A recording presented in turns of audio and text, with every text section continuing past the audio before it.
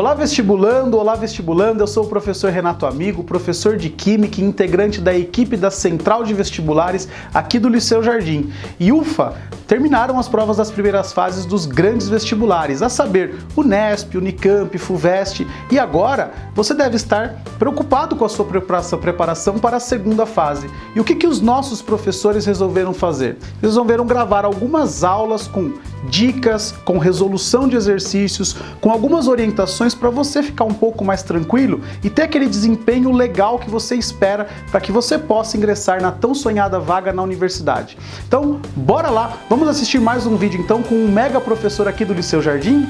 Olá, tudo bem? Como vão, historiadores mirins? Olá, Liceu Jardim, tudo bom com vocês? A gente está aqui hoje para passar algumas dicas preciosas para vocês da segunda fase da Fuvest. E a nossa intenção aqui não é ficar tentando dar uma de mãe de Ná e descobrir o que de fato vai cair na segunda fase, porque a gente sabe que você está muito bem preparado e que você estudou e fez uma ótima formação aqui no nosso querido Liceu Jardim.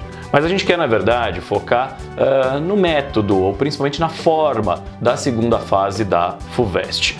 Por isso que eu e o professor Maion, a gente desenvolveu aí algumas dicas, 7 dicas preciosas do que fazer, do que não fazer nessa segunda fase em Humanidades. Isso mesmo, Bruno.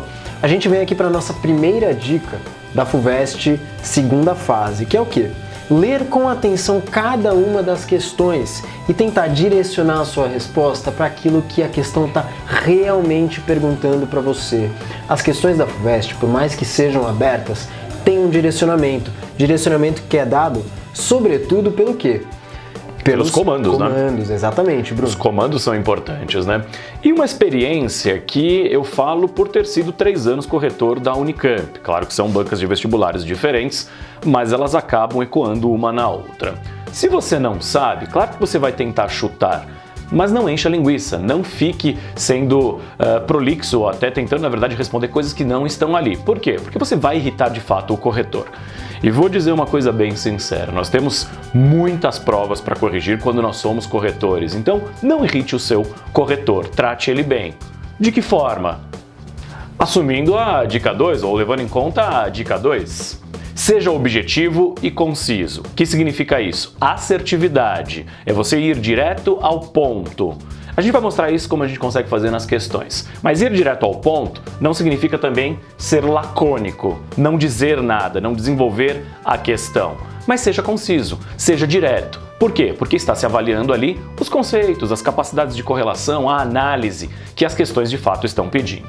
Qual é a terceira dica, Maion? Isso mesmo, a nossa terceira dica é o quê? Utilizar somente o espaço destinado para a resposta. Procure não ultrapassar o quadro que a Fuvest dá para você fazer a sua resposta. Por quê?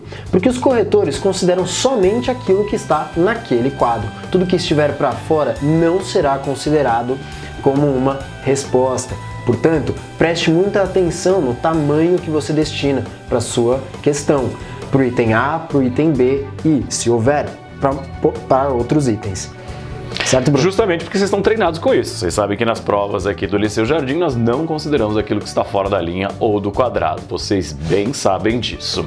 O item 4 lembra a gente de algo que é o Roto falando do rasgado, né? Capriche na letra, nos números ou, no caso, aí na sua escrita. De fato, não importa se você tem letra feia ou não tem letra bonita, né? Eu sou uma prova viva de quem treina na Unicamp através do seu sistema de ingresso de vestibular. Mas tente caprichar o máximo possível. Por quê?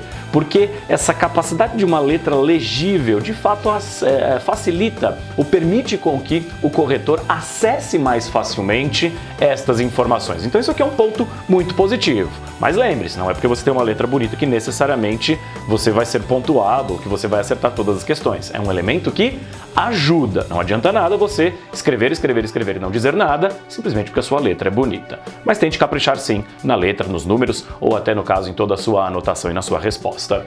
Isso mesmo, Bruno, isso ajuda muito a vida do corretor, certo? Vamos então para as nossas próximas dicas. A nossa quinta dica agora é a seguinte: você não ficar preso em uma questão que você está tendo dificuldade.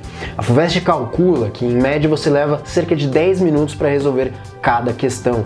Se você destina mais tempo do que isso para cada uma delas, significa que vai faltar tempo para as outras questões. Portanto, a gestão do seu tempo é algo muito importante. Fique muito atento quanto a isso, certo, Bruno? Uma dica preciosa aqui que alguns vestibulandos um pouco mais experientes acabam fazendo é 50% de cada uma das provas. Se você está seguindo a carreira de humanidades, e você está interessado muitas vezes nesse vídeo aqui de história, porque justamente você está na carreira de humanidades, você vai ter que fazer aí no segundo dia 6 questões. 6 questões de história e 6 questões de geografia. Qual é a nossa dica preciosa? Faça metade da prova de história e metade da prova de geografia, assim você consegue pontos preciosos. E obviamente que sobrando o tempo restante, você avança para o outro 50%, mas você já garante. Outra dica preciosíssima: desenvolva primeiro os itens As das questões. Como assim os itens As? Porque geralmente os itens As são itens mais fáceis, são itens mais ligados a uma interpretação ou uma compreensão direta dos textos, dos excertos ou até das imagens, como nós vamos comentar aqui, que serão pedidas nas questões. Então, não se perca no tempo. De fato, utilize ele ao seu favor, não deixe ele te utilizar e te amedrontar. Exatamente, isso se liga também às nossas dicas anteriores de ser objetivo. Quanto mais objetivo, melhor você lida com o seu tempo, certo? E aí a gente vem para a nossa sexta dica, que é o quê?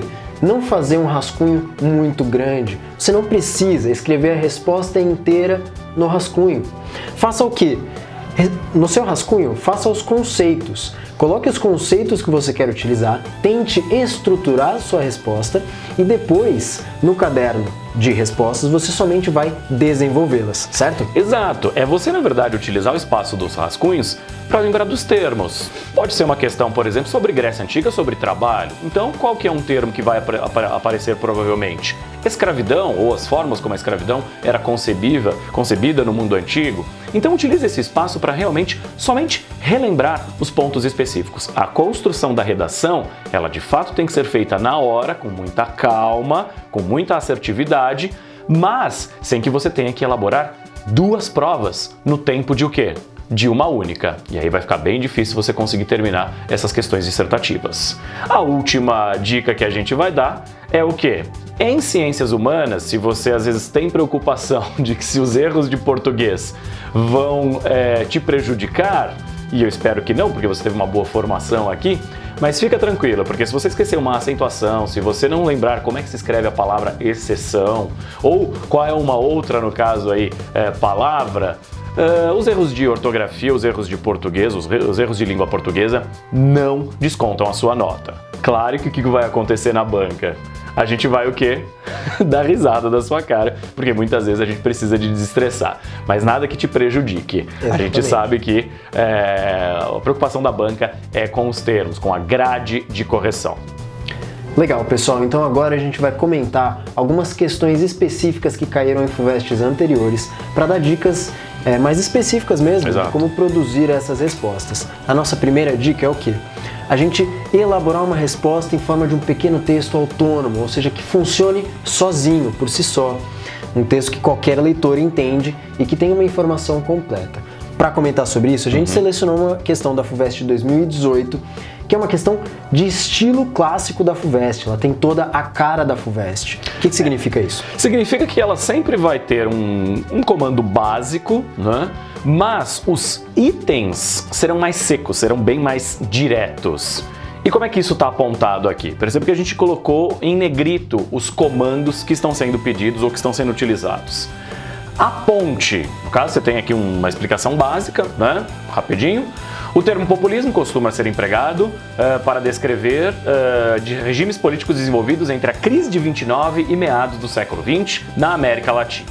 Ele pode ser considerado impreciso, pois, ao ser utilizado, refere-se aos aspectos comuns a todos os países afetados por esse tipo de governo, sem ponderar as especificidades conjunturais às diferentes realidades nacionais, evidenciadas quando analisadas comparativamente. Até aqui foram informações, ninguém está te perguntando nada, ele está te ajudando, ele está te dando várias informações preciosas para você conseguir construir a sua resposta. Aí vem, levando-se em conta, ou levando-se em consideração aí esse contexto mencionado, item A, aponte. Se ele está pedindo para apontar, qual que é o sinônimo de aponte? Cite, mencione, indique. Ninguém está perguntando para você ou pedindo para você fazer uma análise muito adensada. É simples, é direto, é rápido. Por isso que os itens A têm que ser considerados serem feitos primeiro, porque eles são mais simples. Você já coleta os pontos necessários para você, de repente, aí obter o seu ingresso na universidade. Então vamos lá. Aponte 2 governos latino-americanos, ditos populistas e suas respectivas lideranças.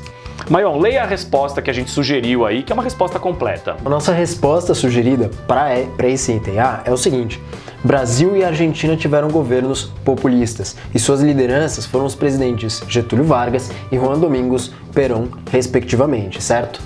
Vamos ver o item B agora, o que ele está pedindo no item B. Mencione e caracterize uma semelhança e uma diferença entre cada um dos casos citados no item anterior. Maion, você que é um aluno, você que foi um aluno extremamente esperto e que é um professor extremamente sagaz, quantas características eles estão pedindo? Eles estão pedindo uma característica semelhante e uma divergente. Você vai citar certo? 2?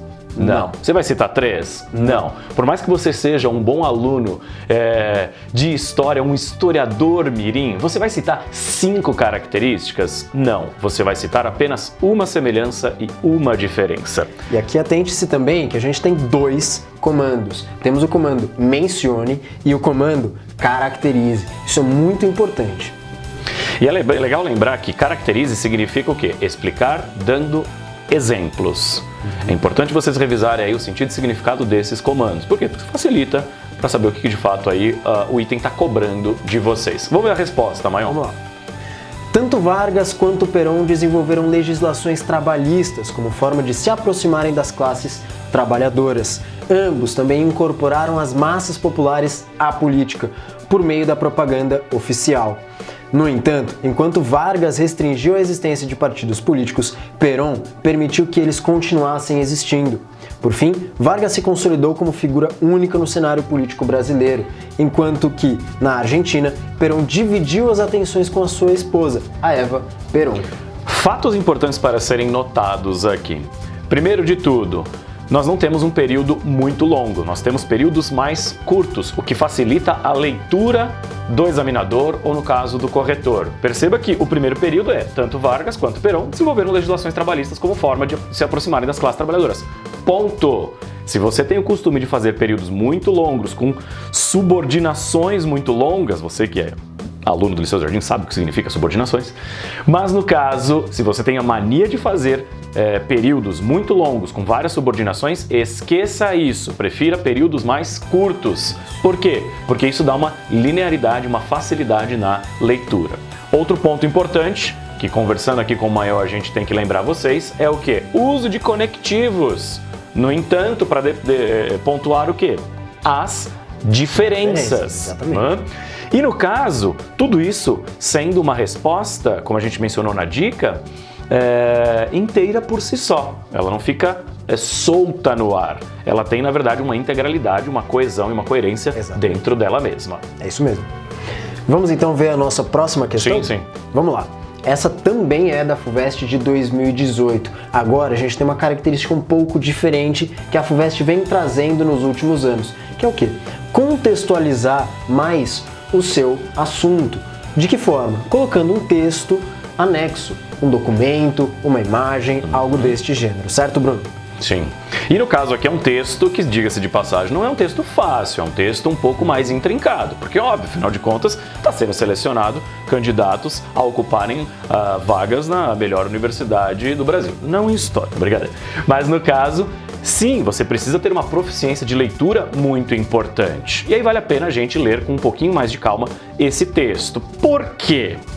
parece que ele não está dizendo ou não está se referindo a nada do conteúdo do mundo antigo clássico, Grécia e Roma, como você deve ter estudado com nós aqui, ou relendo as suas anotações, as suas apostilas, ou até os livros que você utilizou aí para estudar. Mas sim, um dos temas que está sendo pedido aqui é a questão do trabalho, do modo de produção, ou no caso aí, a forma que o trabalho era utilizado e como o conhecimento está envolvido com isso.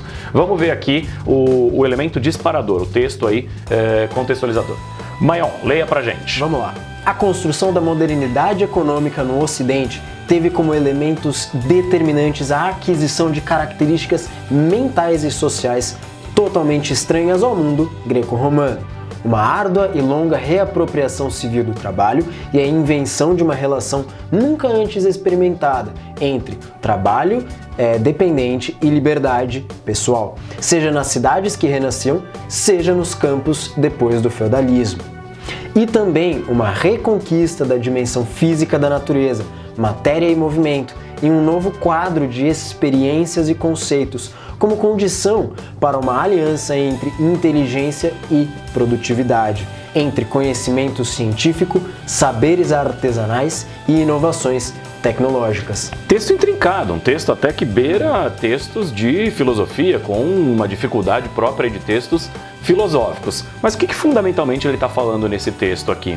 O modo como está interligado liberdade, trabalho e produção de conhecimento. Temas importantíssimos. Por quê? Porque é aqui que a FUVEST vai cobrar esse novo modelo, esse modelo mais reflexivo. Lembre-se que em história, o que é pedido fundamentalmente como competência e habilidade para vocês? Primeiro, capacidade de análise. Se vocês têm capacidade aí no caso de analisar as informações ou até os textos que estão sendo colocados para vocês. Segundo ponto, capacidade de correlacionar. Não se esqueçam disso, a correlação, a competência e habilidade de saber correlacionar fatos históricos em diferentes temporalidades é muito importante. E Maion, você que vem ali no caso da USP, qual que é um dos comandos ou qual que é um dos métodos que no caso do departamento de História, ou até no caso a tradição ali dentro do departamento de História, é muito cobrado? Isso, a USP é a minha alma mater e com isso eu posso falar com grande propriedade. A USP adora história comparada. A USP sempre pede que você compare temporalidades diferentes. Veja, aqui a gente está falando de uma modernidade, mas em que será cobrado um conteúdo de antiguidade clássica. Ou seja, estamos falando de temporalidades muito diferentes. A USP adora trazer essas questões pra gente aqui na FUVEST. Joia? E aí vamos lá, ver o item A. De novo, qual que é o comando? Caracterize. Caracterize significa o quê? Dar características, mas é explicar dando exemplos. Caracterize a relação entre trabalho, liberdade pessoal na antiguidade clássica. Qual que é o core da questão? Qual que é o cerne da questão aqui? Que você lembre que na antiguidade clássica, trabalho significa o quê? Privação de liberdade. Então uma coisa não está relacionada com a outra, né? Aquela ideia de que o trabalho liberta nunca seria concebido o quê? No mundo antigo, porque quem trabalha perdeu parte da sua liberdade. Ele não pode usufruir de um conceito, de um fenômeno, de uma experiência social que muitas vezes as elites do mundo antigo, greco-romano, usufruíam, sejam as classes patrícias ou os eupátridas na Atenas, que era a experiência do ócio. É o famoso tempo. Ou seja, é ter tempo. Qual é um dos bens mais preciosos que a condição humana tem? É ter tempo, porque quando você tem tempo, você faz o quê? Tudo o que você quiser, inclusive estudar gramática. Vamos ver uma possível resposta, Maion? Leia aí pra gente. A nossa resposta sugerida aqui é o seguinte: para os gregos, trabalho e liberdades pessoais eram termos antagônicos, ou seja, diferentes, opostos, né? Para que houvesse essa liberdade, o sujeito deveria desfrutar do ócio, ou seja, ser libertado de qualquer necessidade de trabalho. Enquanto isso, aqueles que eram obrigados a trabalhar ficavam excluídos de quaisquer outras funções cívicas. O que trabalha não tem tempo para fazer mais nada. Comentário ainda em relação a esse item A. Lembre-se, qual que é o cerne da questão? O cerne da questão foi respondido até aqui, ó. Ou seja, provavelmente na grade que eles se utilizam para corrigir a sua resposta, se você tivesse respondido que liberdade e ao mesmo tempo trabalho no mundo antigo se opõem, provavelmente você já teria o ponto desse item A.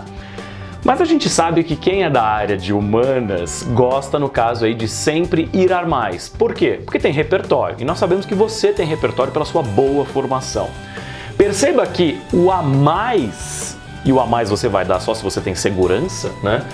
Ele passa a estar aqui, depois do ou seja. O que é este a mais? São informações que você tem certeza que você pode contribuir, que vão melhorar a sua resposta. Claro que os corretores das bancas de vestibular vão se surpreender com algumas respostas. A gente até mostra um para o outro do lado, né?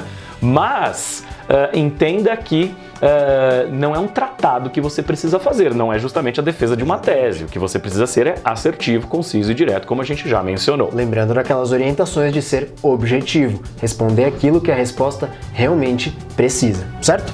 E tem B, Maion? Vamos lá.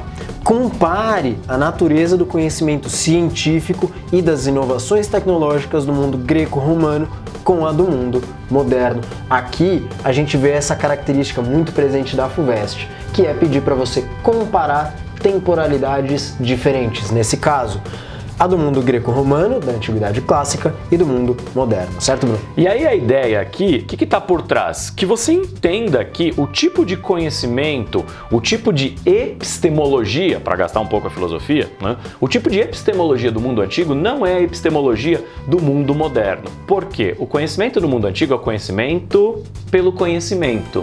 O que significa isso? É um conhecimento mais puro, é um conhecimento mais abstrato. Por isso que grandes campos de geração de conhecimento no mundo antigo era a filosofia e a matemática.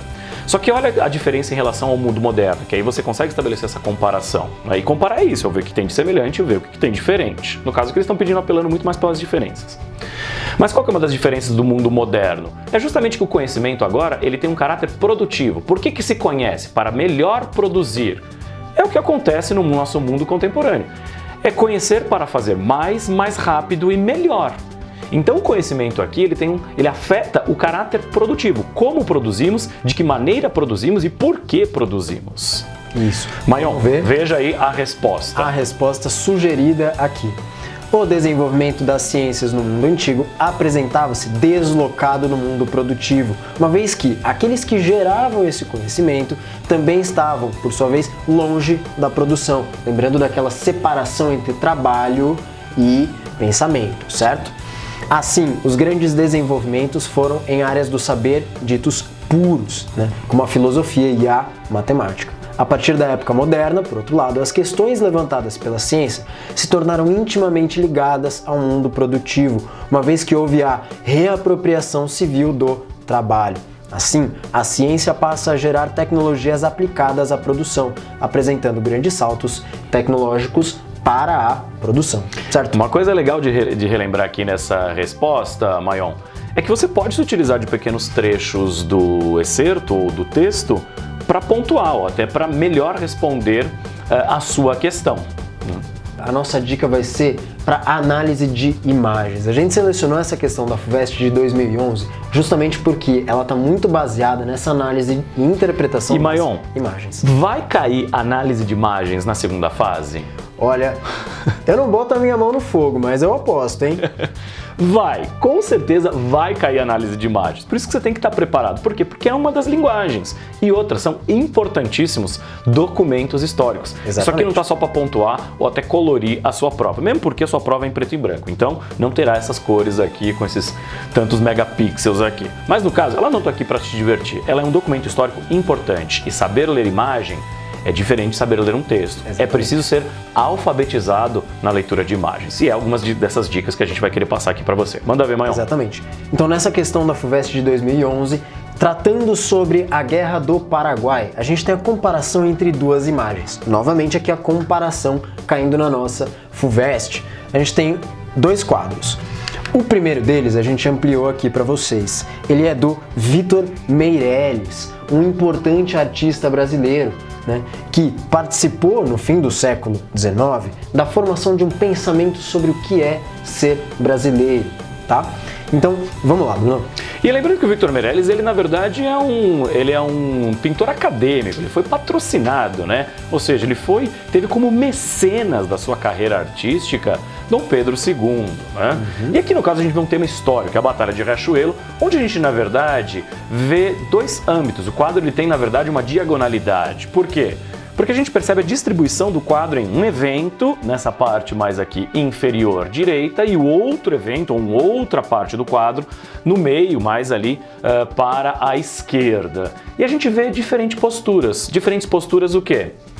Um navio completamente destroçado, lembrando que a Batalha de Riachuelo aconteceu justamente no Rio, no caso aí no Rio Riachuelo, em que você vai ter aí uma batalha naval, em que você tem um exército, uma marinha sendo destroçada, pessoas de alguma forma ou de outra buscando ainda sobreviver ou até sair dessa condição aqui degradante, né, quase que humilhante, e uma postura vitoriosa que é dada justamente por esta figura aqui, que levanta o seu chapéu, que no caso tem um gesto de vitória, no caso aí, vitória obtida nesta batalha naval. Exatamente. Quais outros elementos que você pontuaria, Maion, que é importante também? Isso, pra gente analisar então, a gente observa nesse primeiro plano que a gente tem uma bandeira tricolor aqui.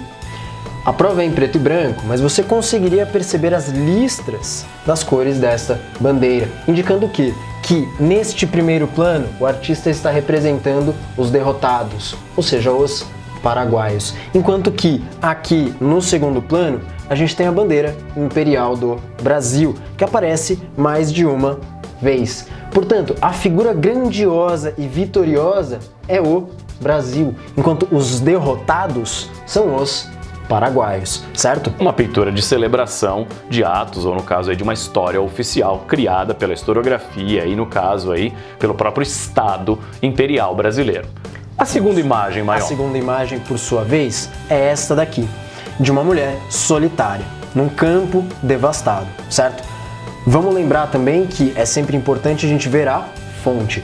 Quem pintou esse quadro? Juan Manuel Blanes, e este quadro se chama A Destruição Causada pela Guerra. Obviamente, de que guerra que a gente está falando? Da Guerra do Paraguai. Ou da Tríplice Aliança, você escolher qual termo você quer. Certo? Então vamos lá. Para essa imagem, a gente tem em primeiro plano muito claramente esta mulher com feições indígenas, sinalizando que a gente está falando de qual povo? Do povo paraguaio, certo? Em segundo plano, o que a gente vê é justamente essa destruição da guerra. Corpos, né, mortos num campo aberto. E mais do que isso, abutres, né? Abutres, ou até no caso corvos, ou seja, pássaros aí carnívoros que se alimentam de carniça, demonstrando justamente isso, né? Essa enorme destruição que foi deixada. Isso. E é importante também a gente pensar em qual é a interpretação que está sendo feita por este quadro.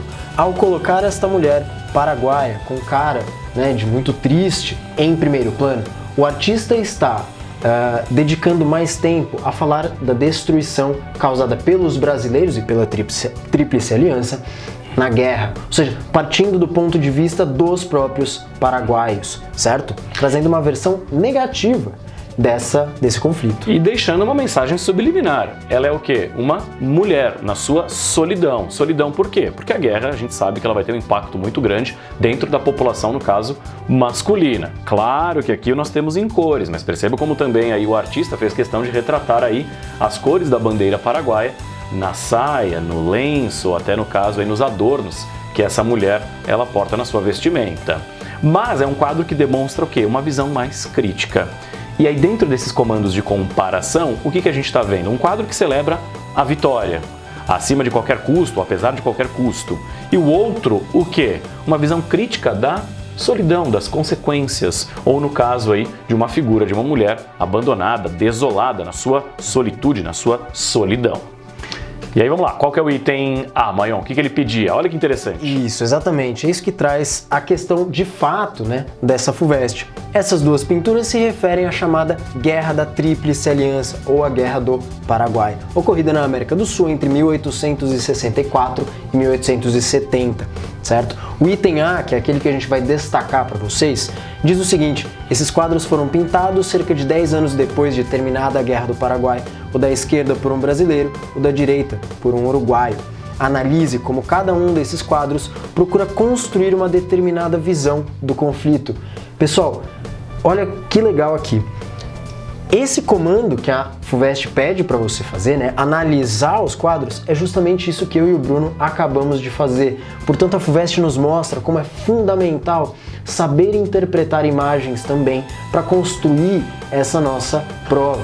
Certo? É educação visual, nós somos uma sociedade imagética. Pensa quantas fotos você tira, pensa quantas imagens você está lidando no seu dia a dia, e ela está querendo que você use essa sua capacidade para ler um documento histórico, no caso, 2 quadros históricos.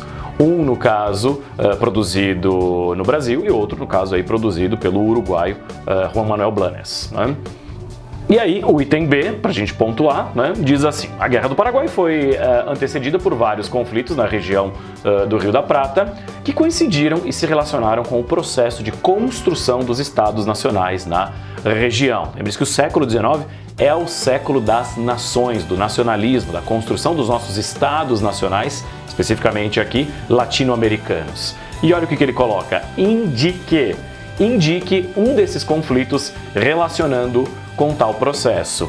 Então você vai indicar. Então você pode indicar, por exemplo, a Guerra da Cisplatina, você pode indicar, por exemplo, a Guerra de Juan Manuel de Rosas, né? Você pode indicar, por exemplo, outros conflitos na Bacia Platina ou na região do Cone Sul e, obviamente, correlacioná-lo a esse processo. Que processo é esse? Algumas posturas imperialistas que o Império Brasileiro teve na região do Cone Sul. E por quê? Porque ali tem uma região geoestratégica, que é a região justamente ali da Bacia do Prata. A navegação por esse eixo, ou no caso aí, por esta região geoestratégica que é a Bacia do Rio da Prata.